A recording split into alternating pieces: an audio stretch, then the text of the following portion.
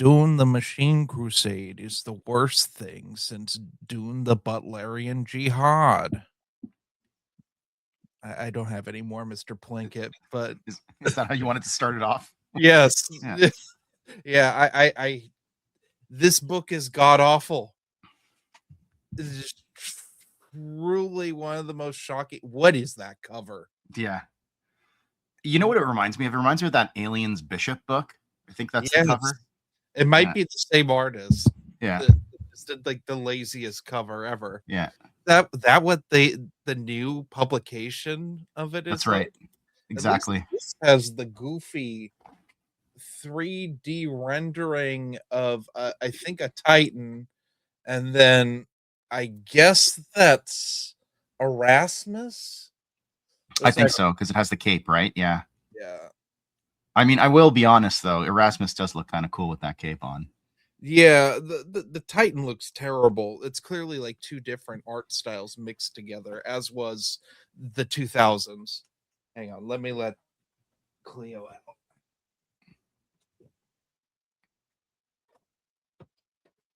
Okay. Anyway,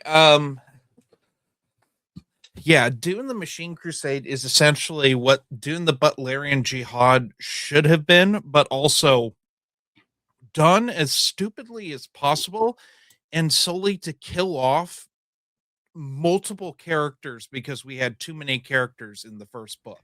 There were a lot of characters.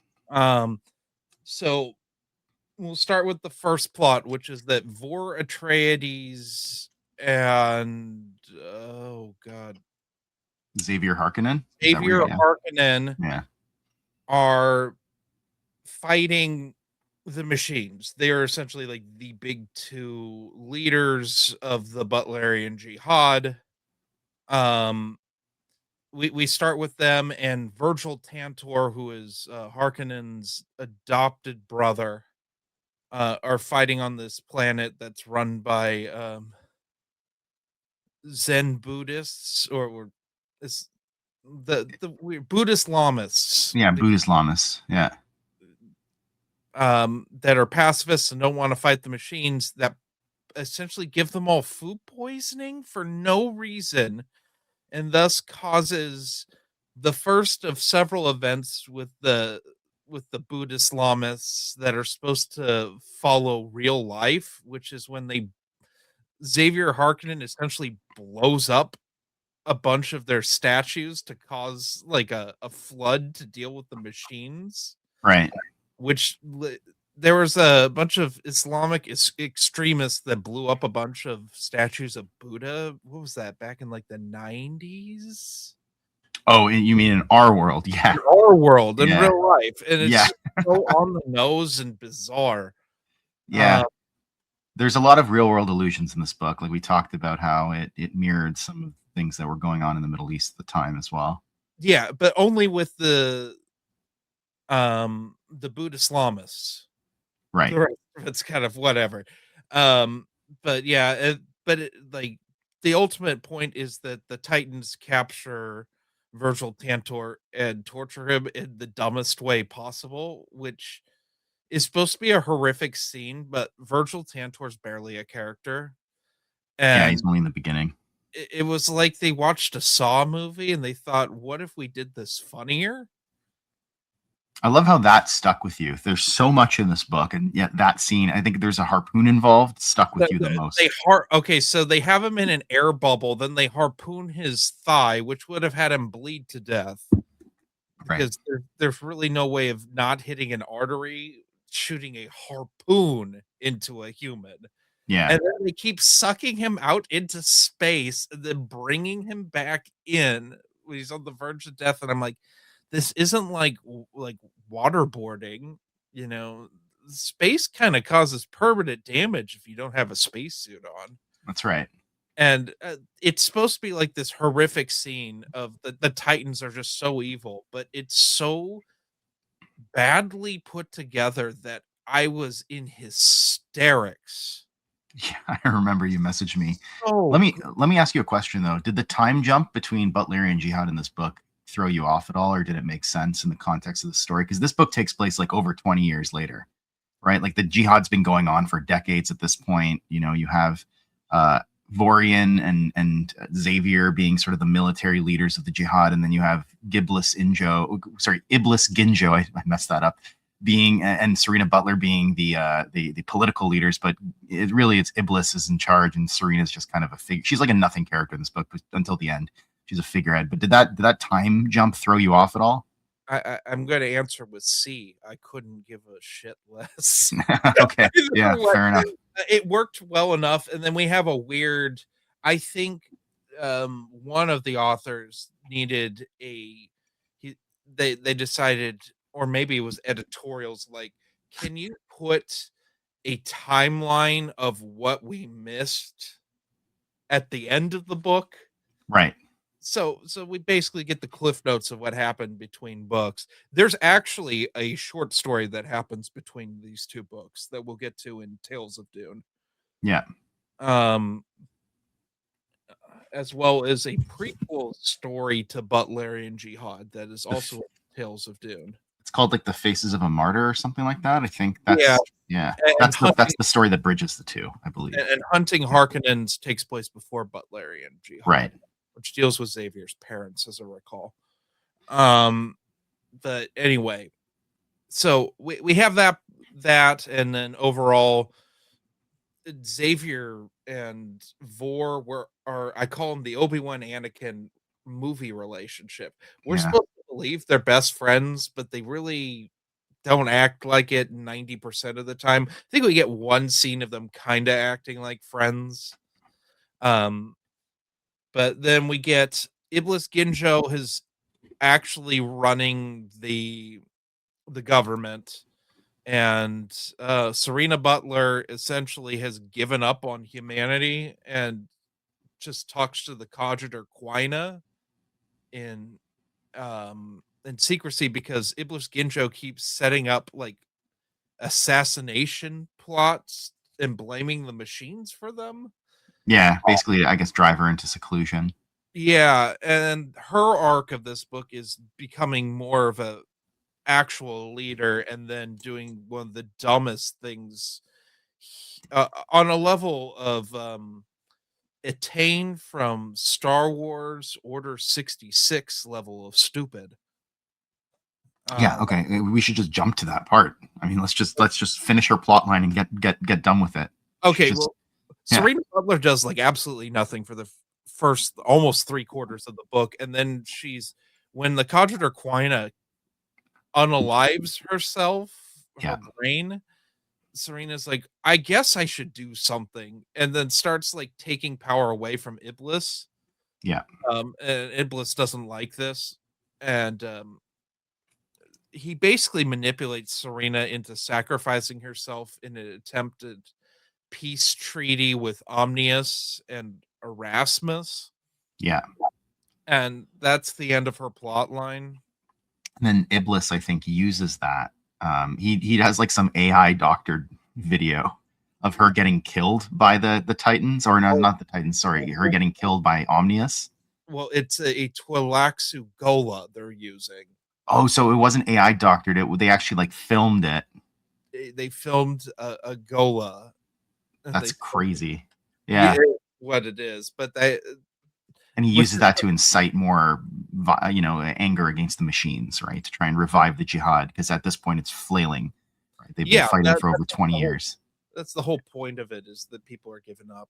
Yeah, because it just never ends, and they're just killing people by the millions, essentially throwing them at the machines. I have to say though, before we go on, this whole concept of the jihad was nothing like I thought it would be before I read these books. Like, I thought that after Serena's baby got killed, all of humanity would rise up, but you find out in this book that it's really just like the League of Nobles. Is that what they're called? Yeah, the precursor to the Landsrod. Yeah, there's so many humans out there that are just so complacent and docile still, and not fighting back against the machines. And so no wonder it's been going on for 20 years. But also, like, how have the machines, who are supposed to be so efficient, have allowed this to go on for as long as they have? Well, let's get into the Titans plot. The Titans, or human brains in machine bodies, want to overthrow Omnius. Yeah. So there aren't many Titans left. like 4 or 5, I think. There's like four. There's Juno, Xerxes, Agamemnon, and well, there's a hidden fifth one that's revealed in this book. And there's I think the fourth one I always forget. Dante, maybe. Yeah. And then there's Hikari, who is a secret weapon of Iblis Ginjo that leads to nothing. So we're not even going to talk about that because that was um. Well, it actually leads to another one of the funniest deaths in this book. The most random, like, okay, so Hakati, I was really interested about in the first book because they mention her and how she basically pieced. She left the known universe to go do her own thing. So, kind of rejecting the whole Titans ruling humanity. She comes back after centuries, I think like almost 1,000 years or something like that, and now she wants to help the humans against the thinking machines.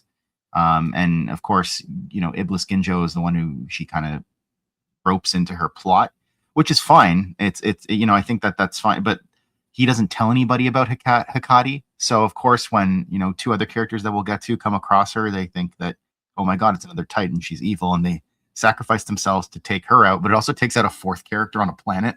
It's like the most ridiculous, Oh, I forgot. yeah, deaths, yeah.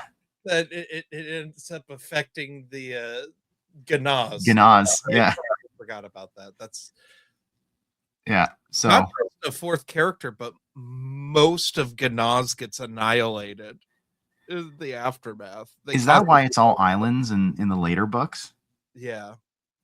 Okay, I didn't fully appreciate that at the time. Well, it's still islands in this, but I think there's more islands. Yeah. Okay. Fair enough. The what happens, but anyway, yeah. Where to start? Where to begin? Well, so the Titans decide that they're going to they get a bunch of the Neo Cymex to join them, and they decide to wage war on Omnius. Yeah. And so now Omnius is fighting a two-front war.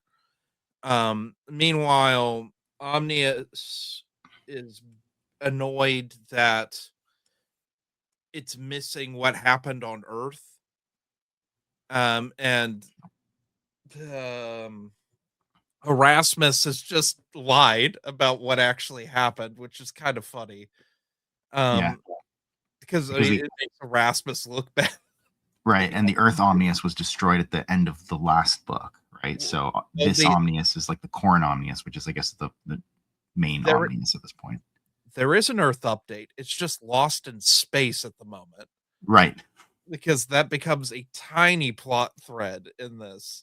And Erasmus basically gets a son named Gilbertus Albans, the dumbest name of any of these books. And he's basically Erasmus gets feelings like of fatherhood from it's bizarre, and I don't know why it's in this. It may end up being something in Battle of Corin, but it's just weird. Yeah, so Gilbertus Albans, I think the name first appears in the Dune Encyclopedia. So, before Brian and Kevin start writing these books, but at the same time, the characterization of Erasmus in the last book as basically a merciless robot killer, right? And now saying that he's developing feel, I don't think it works. Well, he's also like a mad scientist. Yeah. Does have a nice cape though, so we'll give him that. He does. He forcefully gives Serena Butler a hysterectomy as one of the many horrible things he did in the first book. Yeah. But this, he suddenly is like learning. He wants to learn more. Omnius challenges him to learn about religion, and that leads him to adopting a slave boy's son. Anyway, that's not that important. Anyway, we get to Lord Nico Blood and Teal Holtzman sue Norma Senva because she used his calculations for folding space. Right. And like his resources, like she was employed by him at the time when she developed this technology. And I'm trying to remember the guy's name, her stepfather that becomes her husband. Oh, Aurelius Venport. Aurelius Venport essentially pays Teal Holtzman and Nico Blood a shitload of money to leave her alone because he understands that folding space is a good idea, and they don't know that she's folding space. And then eventually, of course, they seize her assets, but it doesn't matter because there's a slave revolt, and by the slave boys from the first book. Ishmael is the main one, and I think Alid is his Alid is buddy. the villain. Alid essentially decides as an adult after losing his family that the only way for the Zen Shiites to exist is to eradicate their oppressors. And Ishmael, the leader of the Zen Sunni, is like, no, we can't do this. We tried this before, and you saw what happened. They mutilated and tortured our leader the last time we did this. We Yeah. can't do this. And Ishmael, I'll tell you what, Ishmael's plot is the best thing in this book. Yes, and that and what's going on Arrakis is Which the best they plot. end up tying in together. Yeah. Um, Ishmael essentially has to lead his people, or the little bit he can get of his people, to safety off of, oh God, what is this planet even called? Yeah. I forget. I'll look it up. But yeah, he leads them. Basically, after Norma Senva, her assets get seized. She has to flee the planet as well, but she leaves her folding space ship behind. So, while Alid and his contingent of slaves go start an uprising, Yeah. Ishmael and like you said, whoever he can kind of gather, including one of his two daughters, not his other daughter, not his wife, he basically forces the Tleilaxu Tuk Kider, who is, I know this sounds so convoluted. He forces Tuk Kider, who is Aurelius Venport's business partner, to help them get onto that ship and then fly them to Arrakis. And who originally enslaved Ishmael. That's right. Yeah, that's an important part. Yeah, he did originally enslave him. They fold. Is it called Poritrin? Is the planet called Poritrin? Yes. Yeah. Okay. Poritrin. And basically, Alid uses a laser gun on a Holtzman shield, and we get to see firsthand what actually happens when you do something like that, and it essentially irradiates a good chunk of Poritrin. Yeah, kaboom. Kills off Alid, Teal Holtzman, and Nico Blood all in one fell swoop. Yeah, and I'll tell you what, I was so happy because Nico Blood was the worst. Yeah. Teal Holtzman was a crybaby. And there was one scene where I think Ishmael tries to appeal to Nico Blood, right? Like he this is all before the uprising. He goes to him and he basically says, like, if you treated your slaves better, they would do more work for you and do better work for you. And Nico Blood's like, how dare you even talk to me, you stupid slave. And it leads, like, I told you. And that sort of like leads to the schism between them, as well as Alid's uprising. But we gotta get to the Arrakis plot with the Worm Rider now has a group of rebel Buddhist Islamists that are just ruining the spice harvests on Arrakis to save Shai Hulud. Yeah. Salim Worm Rider. He was the guy from the first book. He has like his own band now of desert dwellers. Which is awesome. And they're all Worm Riders. And that's a fun plot line. And then spoilers, but Ishmael's plot line and that plot line end up converging, and we get the origins of the Fremen from it. Yeah, the Free Men of Arrakis, as they're known. Yeah, which was fun. That is the best part of this book. It worked well. So yeah, Salim, I think, sacrifices himself to destroy his mortal enemy, who is the leader of the tribe that kicked him out, whose name I don't remember. Doesn't Naib Ortha. Naib Dartha, yeah. And him and Naib Dartha get killed, but Salim's taken a wife at that point. I think her name's like Mara or something like that. Mara, is it? Yes. Yeah. So Mara kind of carries on his tradition and leads the tribe. And then when Ishmael and his group of slaves, escaped slaves, they essentially crash land on Arrakis. They link up with Mara's tribe after almost dying in the desert. Like It was like after, a month out yeah, it in was the like yeah, over like a month, half of yeah, them for sure. died. Yeah, yeah, it was like only like 60 of the 100 remain. I was like, damn, okay. Because Ishmael's son-in-law is eaten by a sandworm. Yeah, they don't know what to expect, right? And so they think like they've been delivered from slavery, and then they realize they're in this hell world. But eventually, they link up with Salim's old tribe, and they become, yeah, essentially the Fremen, or the beginnings of the Fremen. We got two more plot lines here. I don't even. Norma Senva is one of them for sure. Yeah, we'll get to that last. I Okay. want to talk about Vor Atreides, the little love plot. Oh my God, yeah, on Caliban, of course. Vor ends up getting sent like to Caladan to set up some satellite dishes to track. Oh no, we actually have three plots. I forgot about one. Don't worry. Okay. So Vor, as he gets sent to Caladan to set up these tracking dishes, and he meets Laronica Targier, another terrible named character I forgot her name. who Thanks for runs reminding me. yeah, she runs a tavern with her father. They end up falling in love. He fathers twins with her, and he goes on his back to the jihad, and she essentially takes a husband and has like a whole life, and her husband ends up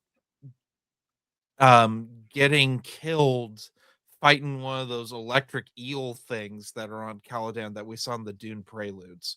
Yeah. Uh, and Vor comes back and discovers that he's the father of these boys. And Yeah. I'm ready to change, but then something else happens. But we can't get to that yet because we got to talk about how Norma Semba gets tortured by a Titan and Yeah. then becoming Adams, and then just like does one of the Sonic Sisters of Rossack sonic booms and essentially annihilates an entire ship of Neo Cymex and the Titan Dante. I think it was Xerxes Oh actually. no, She it was exterminated. Xerxes. I don't care. Yeah, after Norma's assets were seized, I think she was going to be transported off planet. She gets intercepted by Xerxes and his Neo Cymex, and then, yeah, basically, as you said, I think I called it like Doctor Manhattan from The Watchmen, how he like blows up and then like reconstitutes himself into like a superior being. Yeah, but on a level of what was it, Tetsuo from Akira? Yeah. Yes. And she basically turns herself into a hot woman. It's one of the dumbest things. Yeah, because before this, she was kind of described as like a dwarf, Yeah, almost essentially. Yeah, like a little woman. but she's like, I gotta look hot for my former stepfather, who's now my lover. Right. Before he leaves for I think his like business interest. I think he goes to Arrakis or something like that. Mhm. He and it was before her assets are seized by Nico Blood, and we're jumping all over the place because the plot's very convoluted. But before her assets are seized by Nico Blood, he declares his love for her, and she's like, "Oh, I never even imagined that was like a possibility because I'm so ugly." And then she realizes she loves him back, which is very weird considering they're like Venport was basically her mother's consort for a time. Yeah, failed consort. That's right. He couldn't produce her the non-mutant child or something like that. So she had to go to Iblis Ginjo. I forgot about that. Yeah, that doesn't matter all that much. At least not in this book. It doesn't matter. Maybe it matters in the next one. Um, but yeah, no, she makes herself a hot woman and ends up using psychic powers to bring her mother to her, and is like, I'm a better sorceress of Rossack than you are. Right. And then her mother feels bad for all the times that she treated her poorly. And she's like, "Oh, I guess you had the talent all along," which is so dumb. But it doesn't matter because when her mother and her lover are intercepted by Hikari. Her mother like detonates her psychic bomb and kills them. And then also, oh god, the Ganaz plot. So of course we have to have the assassins of Ganaz, and this one who's essentially like the greatest one of all of them. He accidentally kills his dad, and so Yeah, he's just became the ultimate weapon to kill the thinking machines. yeah. Jewel Narette, the ultimate sword master of Ganaz, who has like a, I think, what's his robot called? Or he has like a robot that trains him called Chirox or something like that. Something like that. Chirac. Yeah, Chirox. Yeah, And it's a reprogrammed thinking machine that they just keep as like a training dummy, essentially, like he's right. smart. Essentially, yeah. And Who survives? it's the only one that survives. Yeah. Most of the assassins of, Ganaz are all annihilated in a tsunami because of Akadi's ship that's an asteroid falls out of orbit. It just After gets knocked out. Hekati gets destroyed by Zufa Senva, who sacrifices herself in Venport.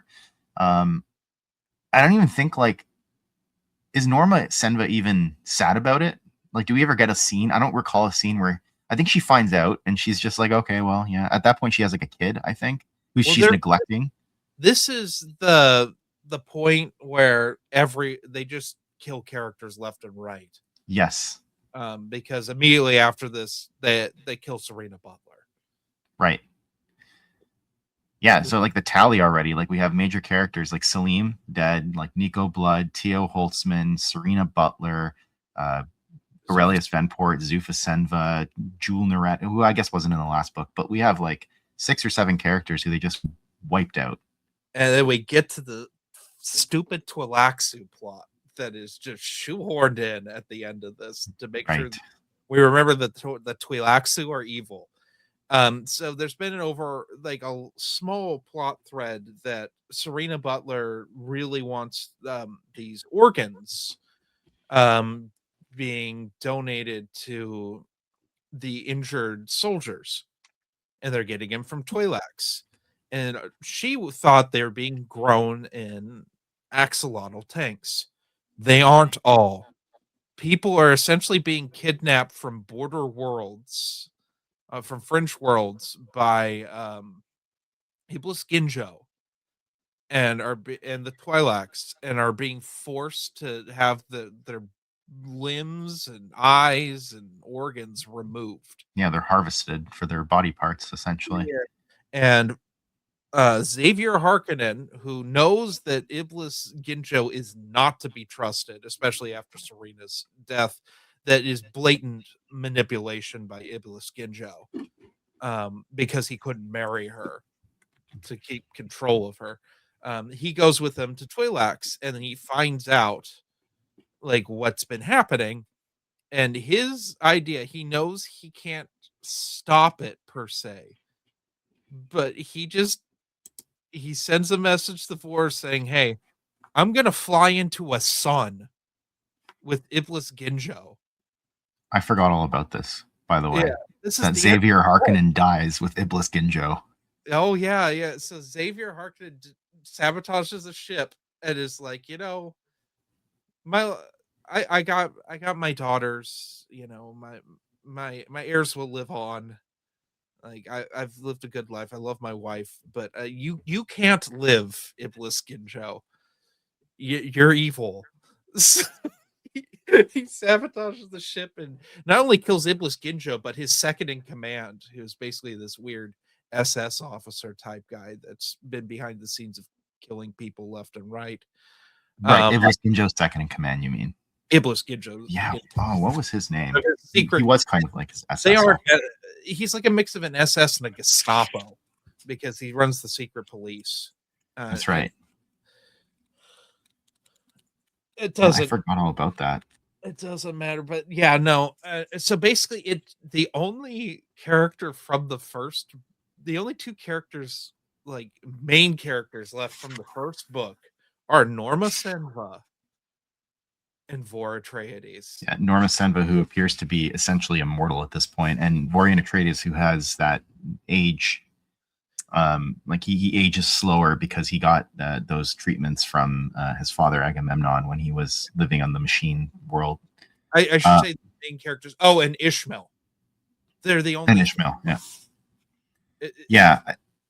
It makes sense that I assume Vorian Atreides is going to be in the next book. I also told you I don't know this for certain, but I imagine the next book's probably going to have another big time jump because we're still like at the end of this book. I think we're still like 150 or however many years, like 130 years before the first before the spacing guild is formed because it starts off like Serena Butler's son is murdered. It says 201 BG before guild, right? And this is like this book takes place like it starts 20 something years after that, and then it takes place over the course of like 15 years or something like that. It's yeah, yeah, and I have a feeling I don't even think Vor will be involved in the when the Harkonnens betray the Atreides. I right. think it's going to be his kids Oh, I'm certain it's going to be his kids. Yeah, and probably Xavier's grandkids. But the thing is, Xavier only has daughters. So I don't know how they're. Is one of them just going to keep the Harkonnen name? yeah. I don't know. It's interesting. I wonder how much this is going to intersect with that Dune Prophecy show, which I saw the first season of. In the Well, very first episode of the first season, they have like I think like the machine, not this cover, your cover. They sort of like recreate that cover. There's no Erasmus in it that I saw, but like there's like Cymex fighting well, humans. that's just an adaptation of Sisterhood of Dune. Okay, that's good to know. And I Yeah. found out it's the Jipol, the Jihad Police, and the guy's name is Yorick Thur. He's the SS officer, but Jipol, that's what they're called. He dies, and they kind of established that at least one of his daughters is a big Iblis Ginjo supporter. Yeah, So that might be where the betrayal happened. Because, and I say the betrayal, we're told in the Dune Preludes that's why the Harkonnens and the Atreides hate one another. because there was a betrayal like 10,000 years back, which is when these books take place. Yeah, during the Battle of Corinth. Right. And here's the thing to bring up the point. This is not how the Butlerian Jihad was established in the Dune Encyclopedia that Frank Herbert approved of. Yeah. This is what Brian Herbert wanted. This is his big thing. And there is the most disingenuous, if you listen to the audiobook, there's the most disingenuous audio recording of Brian Herbert and Kevin J. Anderson talking about notes that allegedly exist. Marcel, do you believe those notes exist? I don't know. I don't. I think maybe there are notes, but I'm less certain that they say what occurred in this book, right? Like what occurred in this book in the Butlerian Jihad. I'm very skeptical. I'd like to see those notes. These notes have never been published. Yeah. In anything, because there are Frank Herbert notes. That's what Road to Dune is. It's a lot of stuff from Dune and Dune Messiah that was left on the cutting room floor. And like that's the thing, right? Is that when I read the original Dune books, and even the Preludes trilogy, I had a conception of what the Jihad would have been like, and these books don't really fit that conception. So I feel like it is kind of just out of left field. It's just Terminator. Yeah.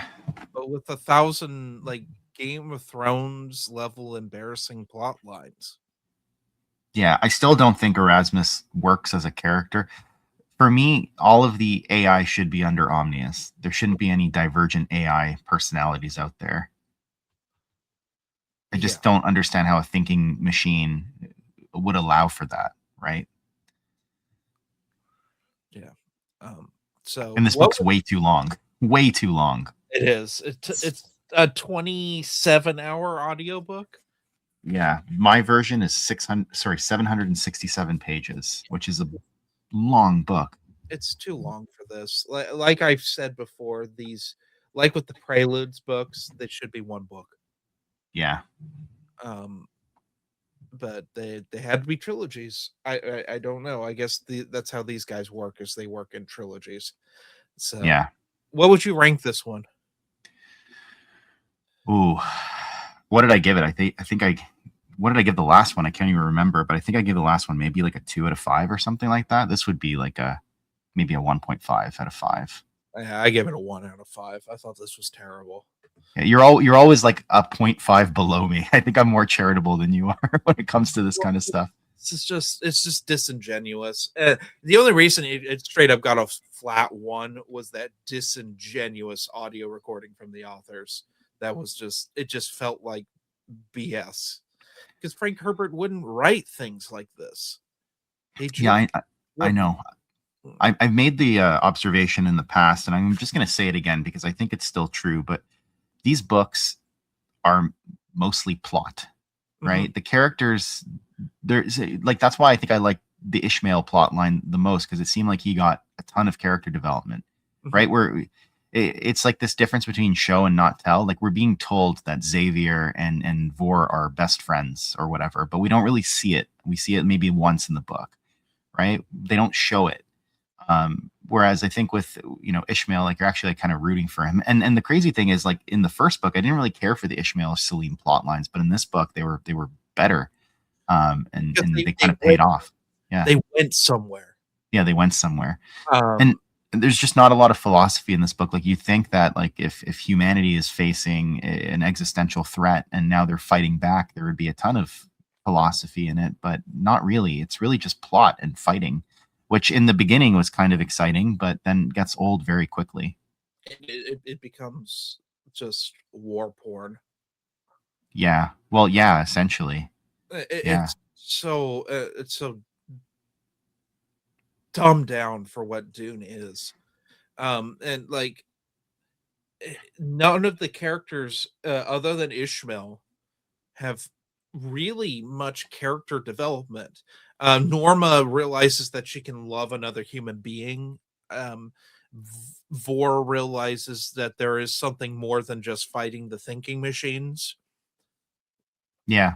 But And those are really tiny little things in this book. yeah, Serena Butler realizes she should actually get involved in the jihad that she spawned, which is something that should have been the case to begin with. That's, I think, again, to return to that Ishmael plot, why I liked it is because he's grappling with morality the entire book. Like he's put in this situation where he has to really question whether or not a lead has the right of it. Maybe he should be more forceful. Maybe he should be fighting for his independence. And despite everything that like Ishmael's kind of like the Obi-Wan of this book because despite all the garbage that life throws at him, he still maintains this innate goodness of character in him. Yeah. He's probably the most good character in this book. In really any Dune book, now that I think about it. Yeah. Yeah, because even Paul gets corrupted, Yeah. but like Um, makes me worried they'll corrupt him in Battle of Court. and do you remember how we were talking about how the Preludes trilogy now in retrospect actually seems better, a lot better than maybe we gave it credit for at the time because now we're reading this and it's those books to me seem pointless but were better written and had more character development than these books, which I would argue are not necessarily pointless. Like it tells you about an era in Dune that everybody kind of wants to know about, and Yeah, yet I, yeah. I I think I sent you a message saying I miss when Beast Raban threw a man into sewage for him to drown. Well, I miss that stupid thing. It was right around the time when Norma turned into Dr. Manhattan for a hot minute. right, yeah. You know what's funny about that is that that guy I think I remember was trying to teach him etiquette and he just Yes, throws him. that it made them look bad. That was a good scene actually. Not a bad scene. Yeah, um it was so much of this book is so dumb. Yeah, and I mean, we explored all the major plots, but it took us a while to kind of get there, and it was circuitous. And then you have like people at the beginning, like Virgil Tantor, who really have no meaning in the book. Like, what was the point of that? Well, because he was a character in the first book, so we got to Sure, have this one only to kill him off to show that the Titans are evil, even though we know the Titans are evil. yeah, and it didn't really embolden Xavier to do anything other than what he was already doing, right? It's just, Yeah.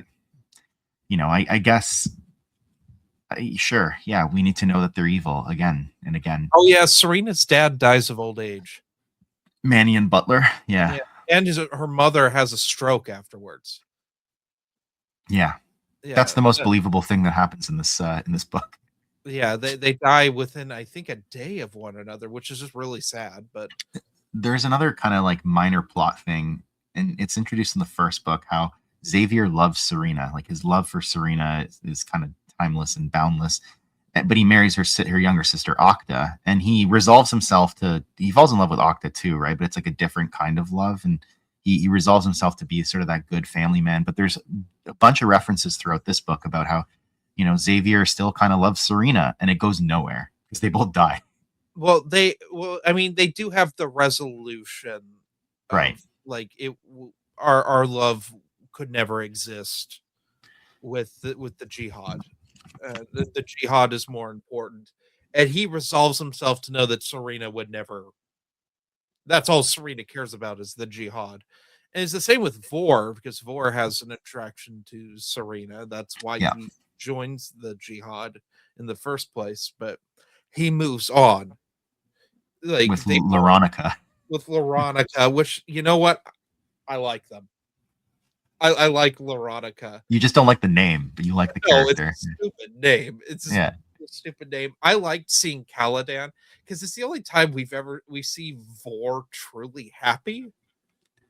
Which kind of makes sense though that he eventually relocates his family goes to that world, right? Like his sons were born on Caladan, and yeah, he was able to kind of live anonymously there.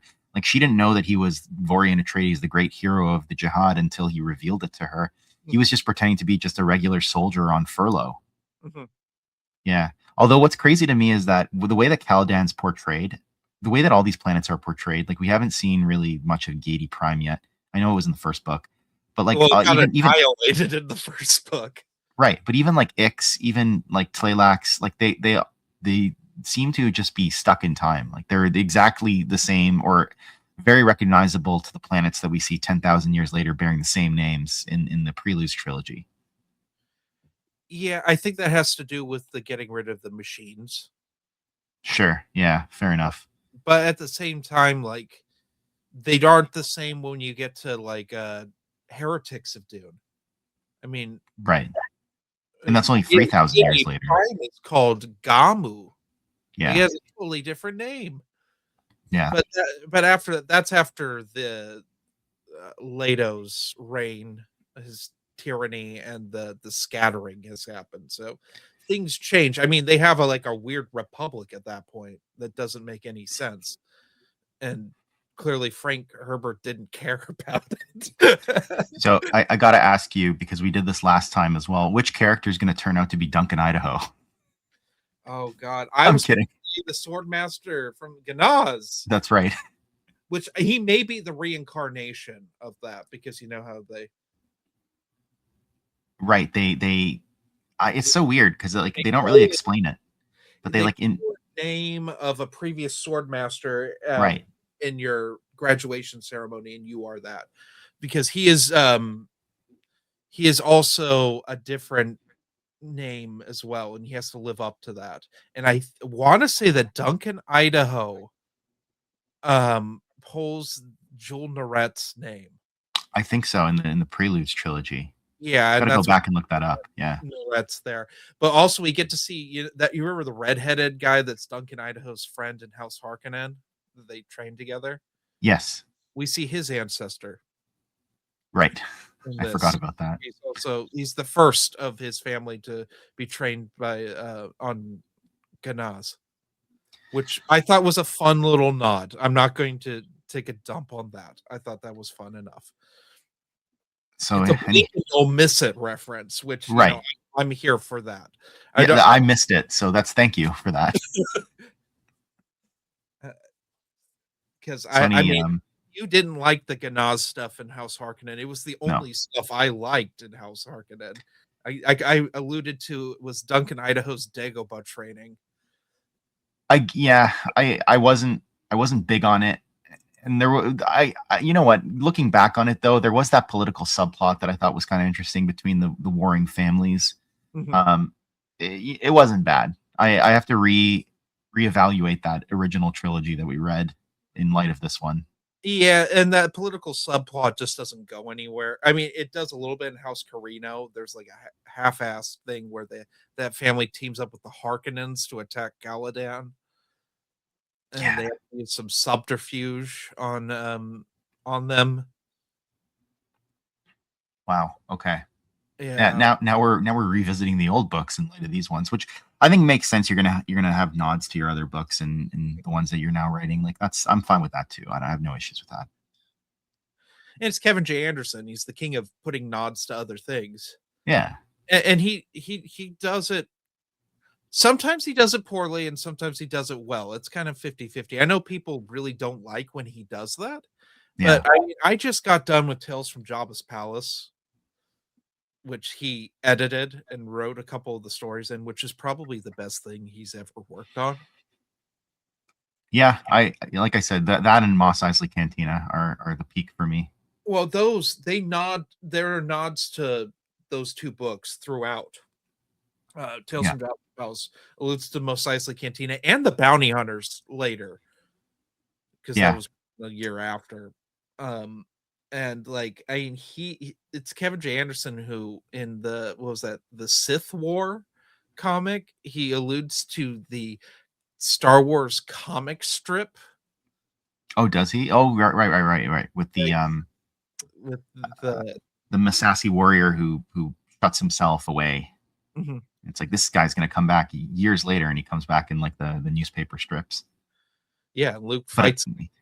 right, but at that time, like obviously in the newspaper strips, it wasn't a Masasi. He just kind of retconned it into being one. Yeah, and what was the I he's always setting up and like doing stuff. I mean, like that the Sith War is the setup for Jedi Academy. Right. Yeah, it makes me wonder what they're going to do with the third book, The Battle of Corrin. Like I told you at the end of this book, I legitimately don't know where the plot's going to go. I mean, obviously they win, but I legitimately don't know where the plot's going to go, who the characters are going to be, because they just killed off most of them. I even forgot about Xavier and Iblis Ginjo. I I I, I couldn't forget about that. I was laughing so hard. I was pretty okay with how dumb that went. He should have been like, because Iblis Ginjo, I think, was like screaming at the end before they Oh yeah, plunge into the sun. like he Uh, becomes an emotional wreck. yeah, Xavier should have been like Serena, like in his dying moment. Yeah, whereas I called him at the beginning of the book, or beginning of this episode, Iblis intro. Gibless Injo. Missed that up. Try saying that 5 times fast. Yeah. Yeah, Anyway, that's about all I have. yeah, me too.